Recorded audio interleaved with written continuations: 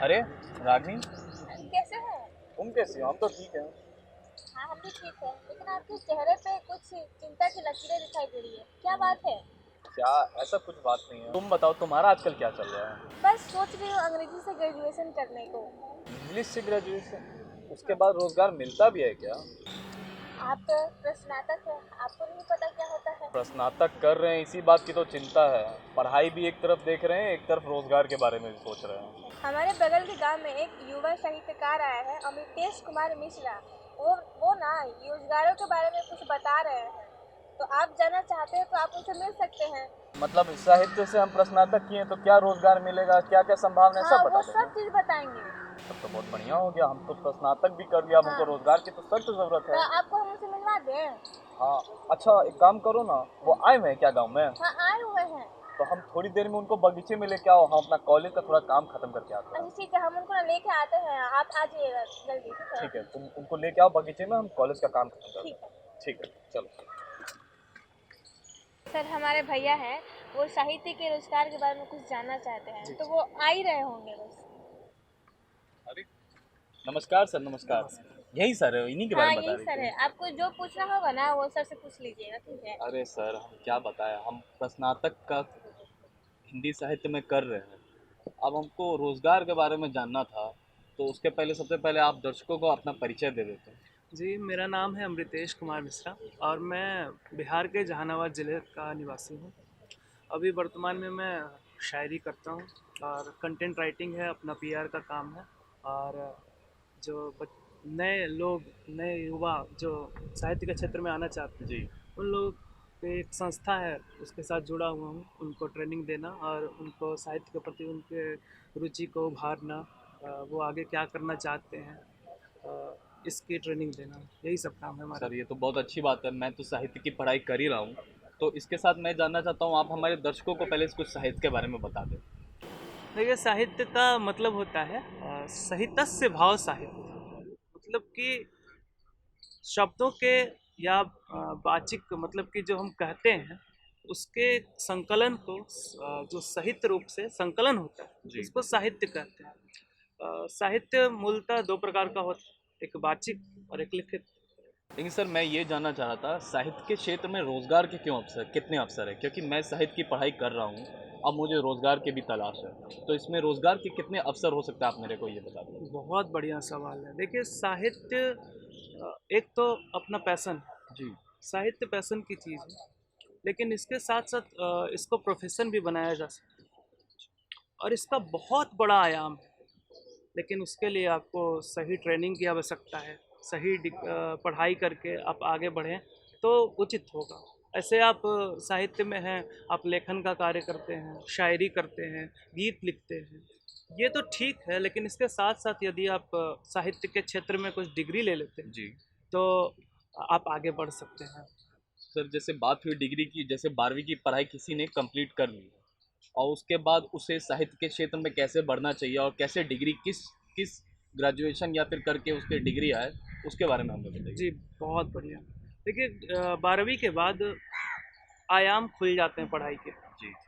यदि आप स्नातक करते हैं हिंदी साहित्य को लेके, अंग्रेजी साहित्य को लेके, विभिन्न भाषाओं के साहित्य को लेके, जी।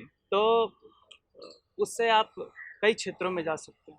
जैसे कि हिंदी साहित्य के साथ आप यूपीएससी कर सकते हैं, अच्छा। स्टेट पीसीएस के एग्ज़ाम दे सकते हैं। और साहित्य को लेके उसके साथ यदि आप स्नातक के बाद बीएड करते हैं तो आप टीचर बन सकते हैं। अच्छा। और साथ ही साथ यदि आप पत्रकारिता करते हैं तो पत्रकारिता में भी बहुत सारे आयाम खुलते हैं। जैसे आप समाचार लेखक बन सकते हैं, संवाददाता बन सकते हैं और समाचार वाचक बन सकते हैं, जी। रेडियो में रेडियो जॉकी बन सकते हैं। और भी बहुत सारे इसके आयाम हैं।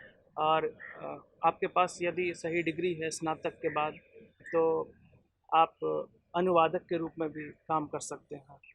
तो सर, जैसे कि मैंने स्नातक तक की पढ़ाई कर ली है, इसके बाद मैं और इस क्या साहित्य की पढ़ाई कर सकता हूँ, या फिर इसके बाद मुझे कौन किन किन रोजगार के अवसर मुझे मिल सकते हैं, आप ये बिल्कुल, बताइए। बिल्कुल। यदि आप परास्नातक कर चुके हैं तो आप पीएचडी कर सकते हैं। अच्छा, पीएचडी। बिल्कुल। तो पीएचडी में क्या मैं उसी विषय में करूँगा जिसमें मैं करता आ रहा हूँ, या फिर कोई अलग विषय भी मैं चुन सकता हूँ? देखिए, आप विषय चुन सकते हैं, आयाम खुल जाते हैं। जी।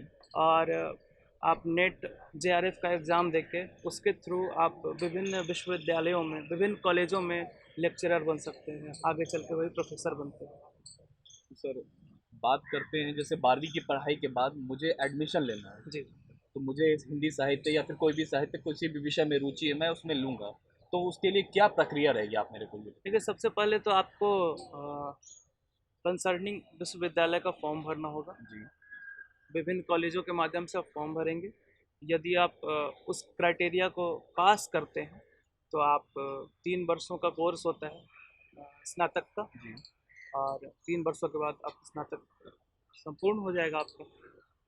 तो सर, मैं ये जानना चाह रहा था, स्नातक के बारे में आपने बहुत सारी रोज़गार के अवसर या फिर बहुत सारे विषयों के बारे में बताया। तो इसमें आपने कुछ पत्रकारिता के बारे में बताया, तो इसके अंदर कितने विभिन्न प्रकार के आ जाते हैं विकल्प जिनको हम चुनकर रोज़गार ले सकते हैं? देखिए, पत्रकारिता में जैसा कि मैंने बताया कि विभिन्न प्रकार के कोर्स होते हैं उसके। जी। तो विभिन्न प्रकार के कोर्स के माध्यम से आप समाचार संवाददाता के रूप में गए।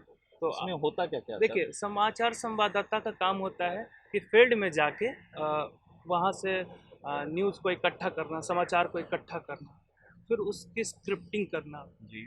और जो माहौल हुआ है उसके बारे में पूरी जानकारी देना, जिसके माध्यम से न्यूज़ रूम में आके या फिर अखबारों में वो लिखित रूप से छप के आता है और लोगों के सामने जाता है। समाचार लेखन, वही आप समाचार को आप लिखते हैं। और समाचार वाचन, यदि आप इसकी ट्रेनिंग लेते हैं तो मीडिया हाउसेज में आप जाके समाचार वाचन कर सकते हैं, न्यूज़ एंकरिंग जिसे कहते हैं। जी। और इसके साथ साथ आप अ, समाचार समाचार देखिए, जर्नलिज्म में एक एडवर्टाइजमेंट सेक्टर भी जी, है। बिल्कुल। तो एडवर्टाइजमेंट सेक्टर में आप विभिन्न चीज़ों के लिए ऐड लिख सकते हैं और ऐड बना सकते हैं। देखिए, जैसे जैसे समय बढ़ रहा है, पहले साहित्य, किताब और गीत तक सीमित था, जी। लेकिन इसका आयाम बढ़ते जा रहा है समय के साथ साथ। ये जो सिनेमा है, इतनी बड़ी इंडस्ट्री है, जी। इसमें रोजगार के हजारों अवसर हैं। ये सर, ये साहित्यकार में मतलब किस काम में सबसे ज़्यादा रोजगार मिलता है? किस काम में? देखिए, साहित्यकार के रूप में आप लेखक बन सकते हैं। हाँ। यदि आप की अच्छी नॉलेज है, आपकी लेखन शक्ति अच्छी है, तो आप अपनी किताब पब्लिश करा सकते हैं। किताब भी कई तरह के, जैसे कि कोई नाटककार हैं, नाटक लिखते हैं, उपन्यासकार हैं, और यदि आप कविता लिखते हैं तो कवि के रूप में एक आपकी किताब का संकलन आ सकता है।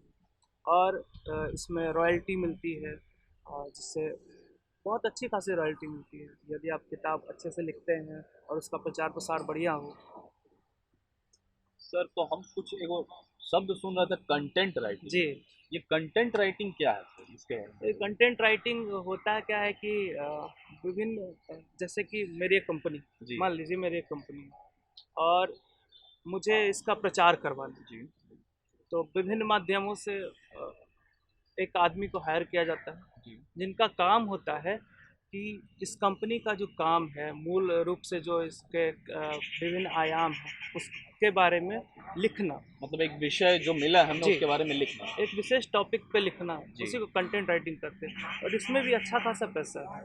जी, बिल्कुल। बड़ी बड़ी कंपनियां हायर करती हैं कंटेंट राइटर को। सर, हम मेरा ये कहना था कि कंपनियां कुछ कुछ हायर करती हैं, ऐसा सुना है, पर बहुत से लोग खुद से भी तो लिखते हैं और खुद से ही प्रचार उस चीज़ का करते जी हैं। जी, बिल्कुल। जैसे यूट्यूब, ये सब चीज़ को भी कंटेंट राइटिंग में डाला जाता है, बहुत सारे सोशल मीडिया के जी जी, प्लेटफॉर्म हैं। बिल्कुल। देखिए, सोशल मीडिया के दौर में बहुत आयाम खुला है इस चीज़ का। जी। आप इंस्टाग्राम पे, फेसबुक पे अपना पेज बना के इस चीज़ को बढ़ावा दे सकते हैं, अपने टैलेंट को निखार सकते हैं, दुनिया के सामने ला सकते हैं। यूट्यूब पे चैनल के माध्यम से अपने टैलेंट को निखार के साहित्य के क्षेत्र में आप अच्छा खासा पैसा कमा सकते हो। सर, ये तो बात हुई एक जुनून या पैशन की। तो इससे हमें आमदनी या रोज़गार कैसे मिलती है, हमें ये बताइए, ये सोशल मीडिया इन सब से? जी, सोशल मीडिया पे आप लिखने के साथ साथ लोगों का प्रचार प्रसार कर सकते हैं साहित्य के क्षेत्र में। सर, जो हमारे गांव के लोग हैं वो साहित्यकार का कोर्स मतलब आसान तरीके से कैसे कर सकते हैं? जैसा कि मैंने बताया कि 12वीं के बाद हाँ। साहित्य विषय चुन के विभिन्न भाषाओं में आप ग्रेजुएशन कर सकते हैं। और गांव के लोग हैं तो वहाँ पे उनका लोकल लैंग्वेज होता है, इसमें भी बहुत बड़ी संभावनाएं हैं। लोकल लैंग्वेज में आप कविता लिखते हैं, शायरी लिखते हैं या फिर कहानी लिखते हैं, तो आप इसके माध्यम से बहुत आगे बढ़ सकते हैं। इससे दोनों का फ़ायदा होता है। ये तो आपके जो स्थानीय भाषा है उसका बढ़ावा होता है, उसको बढ़ावा मिलता है, और साथ ही साथ आपका टैलेंट भी निखर के लोगों के सामने आता है, और जिसके माध्यम से आपकी अच्छी अर्निंग हो जाती है। सर, बात हुई एक सिनेमा जगत की, या फिर अन्य बहुत सारे विकल्प है, पत्रकारिता या फिर जर्नलिज्म, बहुत सारी चीज़, इन सब में रोज़गार हमें कैसे मिलता है? तो ये सिनेमा में बहुत बड़ा सेक्टर है साहित्यकारों के लिए। सिनेमा का मूल क्या होता है? उसकी कथा, जी जो कि एक साहित्यकार ही लिखता है। जी तो यदि आपके पास टैलेंट है, अच्छे अच्छे कथाकार जो कि अपनी कहानी लिखते हैं, उसी पे सिनेमा बनता है। जी उसके बाद आते हैं पटकथा लेखक, जो कहानी है उसको लिखा गया, फिर उसको फिल्म में किस रूप से ढालना है उसकी एक पटकथा लिखी जाती है, जिसके आधार पे पूरा फिल्म बनता है। डायलॉग। जी, उसके बाद आते हैं संवाद लेखक, हाँ डायलॉग। उनका काम होता है कि वो पूरे डायलॉग को डायलॉग वाइज लिखते हैं, जिस पे पूरी सिनेमा बनती है। जी उसके अलावा जो फिल्म में गीत आते हैं तो उसके लेखक को गीतकार कहते हैं। जी गीत लिखना आज मनोज मुंतशिर और भी अन्य जो गीतकार हैं वो साहित्य के क्षेत्र से आए हुए हैं।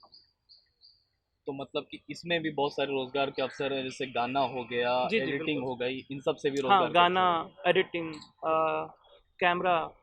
तो इन सब की भी कोई पढ़ाई करनी पड़ती है सर, कि या फिर आप शुरू से ये भी कर सकते हैं, या फिर इन सब का भी कोई कोर्स या फिर पढ़ाई होती है? या देखिए, फिर सर सिर्फ प्रैक्टिस से ही हो जाता है? नहीं नहीं, केवल प्रैक्टिस से तो नहीं होता है। जी इसके कई सारे कोर्सेज हैं, जैसे कि आप अभिनय के लिए जाते हैं, जी आपको लिखना है तो इसके लिए सरकारी संस्था है NSD, national school of drama, जिसका एक जिसकी परीक्षा होती है, जी इंटरव्यू होता है। इसके माध्यम से विभिन्न आयामों में लोग जाते हैं, विभिन्न विषयों को चुनते हैं, नाटक को, पटकथा लेखन को, संवाद लेखन को, कैमरामैन, इस तरह से और भी कई अन्य निजी संस्थाएं हैं जो इस काम को बढ़ावा देती हैं। और फिर थिएटर हो गया, वहाँ पे भी संवाद लेखन के साथ साथ पटकथा लेखन, नाटक का लिखना, ये सब सिखाया जाता है। सर, मैं ये भी जानना चाह रहा था, जैसे मैं स्नातक की पढ़ाई कर चुका हूँ, अब मुझे आगे प्रोफेसर की पढ़ाई करनी है, या फिर आगे मुझे नाम के आगे डॉक्टर लगाना है, मुझे लेक्चरर बनना है, तो इसके लिए मुझे क्या क्या करना पड़ेगा, या फिर बाकी लोगों को क्या करना देखिए, सबसे पहले तो आप स्नातक होने चाहिए, फिर परास्नातक होगा, फिर एक नेट की परीक्षा होती है, पड़ेगा? Net JRF। जी उसको यदि आप क्वालिफाई कर लेते हैं तो आप PhD के साथ साथ विभिन्न विश्वविद्यालयों में प्रोफेसर लेक्चरर के लिए अप्लाई कर सकते हैं। वहाँ पे सेलेक्ट होने पे आप असिस्टेंट प्रोफेसर के रूप में ज्वाइन करेंगे। और यदि आप अपनी पढ़ाई को आगे ले जाना चाहते हैं, रिसर्च में आपकी रुचि है, जी तो आप साहित्य विषय को लेके PhD कर सकते हैं, डॉक्टर ऑफ फिलोसफी, जिसके बाद आप अपना एक रिसर्च पब्लिश करेंगे, जिसके एवज में आपको डॉक्टरेट की उपाधि दी जाएगी, आपके नाम के आगे डॉक्टर लगेगा। जी जी, सर, ये पढ़ाई कितने सालों की होती है? देखिए, बेसिकली ये 5 साल का 3 से 5 3 से 5 साल का कोर्स होता है। आपको समय दिया जाता है और उसके एवज में आपको कुछ स्टाइपेंड भी मिलता है, जिससे आप अपने रिसर्च को अच्छे तरीके से कर सकें। सर, जो साहित्य का कोर्स है उसमें सर कविता, शायरी ये सब भी आता है क्या सर? देखिए, कविता शायरी वो उस कोर्स का हिस्सा होता है। इन कविता शायरी एक पैशन की चीज़ है। जी यदि आप अपने भावों को उस माध्यम से प्रेषित कर रहे हैं तो जाहिर सी बात है कि सामने वाला सुन के इंटरटेन होगा, मनोरंजन होगा उसका, साथ ही साथ उसको मोटिवेशन मिलेगी। यदि आप अच्छी कविता शायरी करते हैं तो देश के विभिन्न मंचों पे आपको जाने का अवसर मिलता है। यहाँ पे अच्छा खासा उनको भुगतान किया जाता है और अच्छी एक लाइव फोटो हो जाती है, आपकी रहन सहन अच्छी हो जाती है कविता शायरी के माध्यम से। सर वो कविता शायरी से क्या रोजगार मिलता है या फिर आमदनी होती है सर? बिल्कुल आमदनी होती है। आप यदि आपकी कविता किसी किताब में छपती है तो आपको उसके एवज में भुगतान किया जाता है। आप विभिन्न मंचों पे जाते हैं तो उसका भुगतान होता है और फिर आपके गीत यदि फिल्मों में जाते हैं, जो गीतकार होते हैं, तो इससे अच्छी खासी आमदनी होती है। सर मैं ये भी सुन रहा था सिविल सर्विसेज की पढ़ाई या इन सब के लिए भी साहित्य की पढ़ाई बहुत ज़रूरी होती है। तो ये बहुत बहुत ज़रूरी होती जी। है। साहित्य विषय है जिसको लेके ऑप्शनल में यूपीएससी लोग करते हैं और एक अच्छी खासी संख्या है जो साहित्य विषय को लेके आज सिविल सर्वेंट हैं, देश के अच्छे अच्छे पदों को संभाल रहे हैं। और साहित्य, देखिए साहित्यिक व्यक्ति जो होता है ना, वो थोड़ा सा अलग होता है कॉमन आदमी के। जी।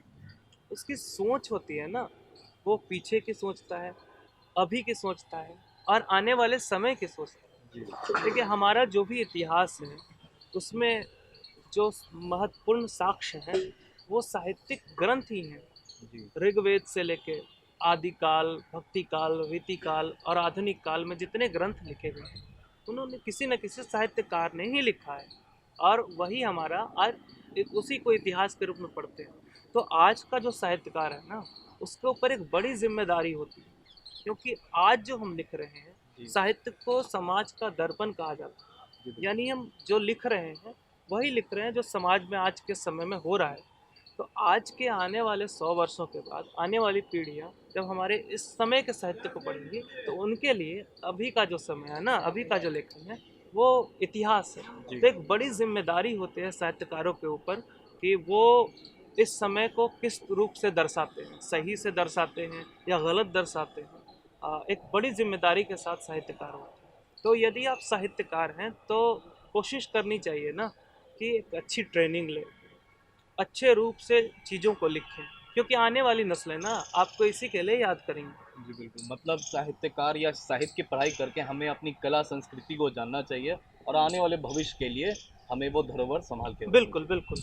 तो सर बात कर रहे थे यूपीएससी की, अगर मैंने स्नातक की पढ़ाई कर ली या फिर प्रस्नातक की कर लिया, अब मुझे यूपीएससी करना है, तो इसके लिए मैं क्या प्रक्रिया रहेगी, मैं किस में या फिर ये कोर्स करके मैं कैसे रोज़गार पा सकता हूँ? देखिए यूपीएससी हर साल एक कंडक्ट कराती है एग्ज़ाम सिविल सर्विसेज का, जी। जिसमें विभिन्न पद हैं आईएएस, जिससे IAS, IPS, IRS, Indian revenue service, Indian IFS। Foreign service, जी सर। विभिन्न सर्विसेज हैं, उसमें लोग जाते हैं। तो यूपीएससी का दो तीन एग्ज़ाम होता है। पहला होता है प्री, दूसरा होता है मेंस, उसके बाद इंटरव्यू। तो प्रीलिमिनरी बस वो पास करने के लिए होता है। तो जो मेंस एग्ज़ाम होता है, यूपीएससी में बैठने के लिए स्नातक तक की पढ़ाई ज़रूरी हाँ रहती स्नातक की पढ़ाई ज़रूरी है। है। जी। आप किसी भी सब्जेक्ट से स्नातक हैं आप यूपीएससी दे सकते हैं। और इसमें यह बंधन नहीं होता है कि आप फिजिक्स से स्नातक हैं तो आप हिंदी साहित्य ऑप्शनल में नहीं चुन सकते, आप चुन सकते हैं, आप फ्री होते हैं।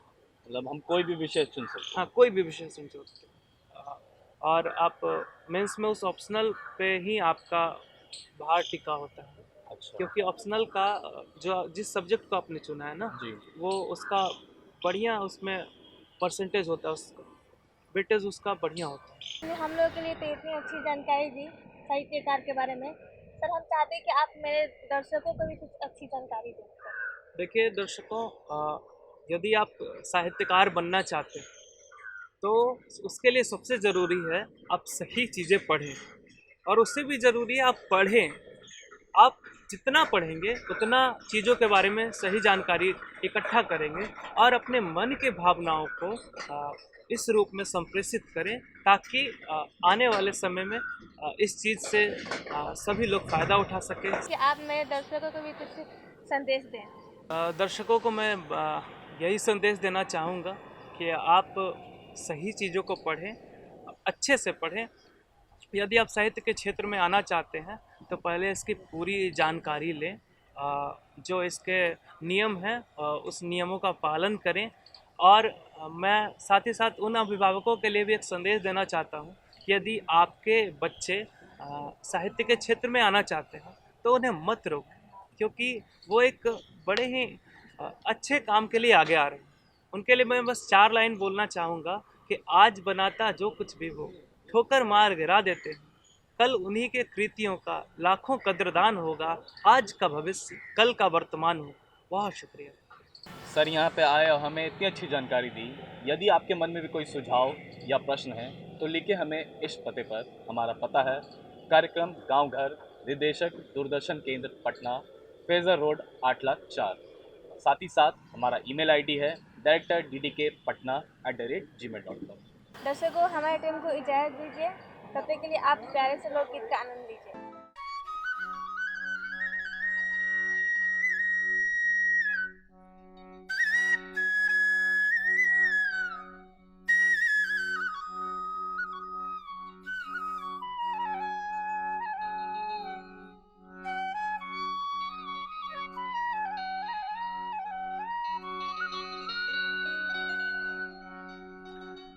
अरे ताहू बानी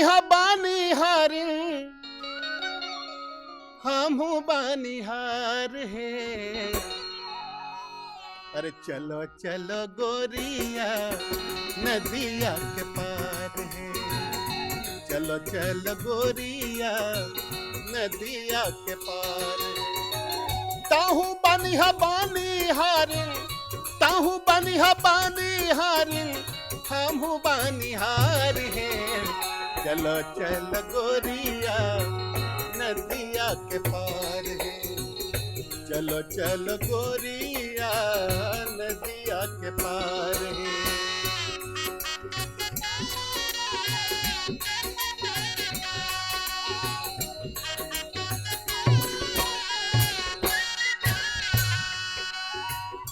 छोड़ी शहर बागों में घर वापस आईबे,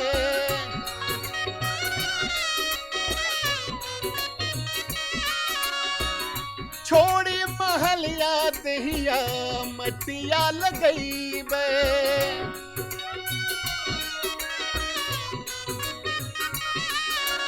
हो गाँव में बसैबे एक ठो, गाँव में बसैबे एक ठो और नया संसार है। चलो चलो गोरिया नदिया के पार है, चलो चलो गोरिया नदिया के पार है।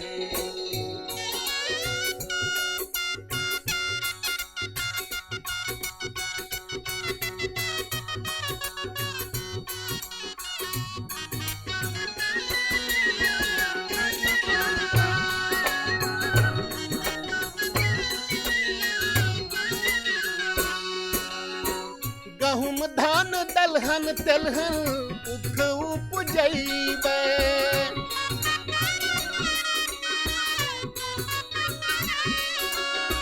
साग सब्जी मकई फलों से खेतवा लहरैबे।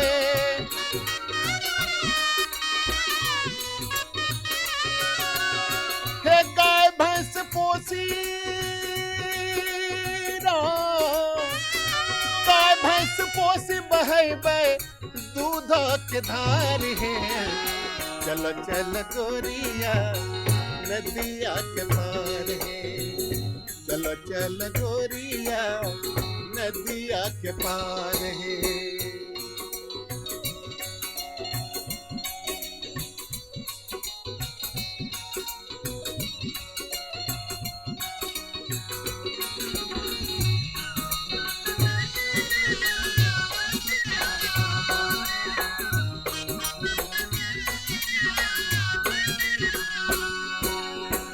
रात खानी बैठी अनपढ़ लोग के पढ़ैबे,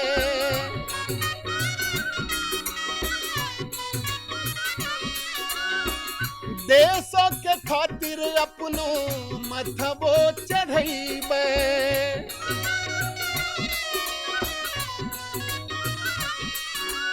हो मिली जुली रहबे लोग से, मिली जुली रहबे लोग से, करी करी प्यार है। चलो चल गोरिया नदिया के पार है, चलो चल गोरिया नदिया के पार है। ताहू बनिहा बानी हारिन, ताहू बनिहा बानी हारिन, हमहू बनिहार है। चलो चल गोरिया नदिया के पार है, चलो चल गोरिया नदिया के पार है, चलो चल गोरिया नदिया के पार।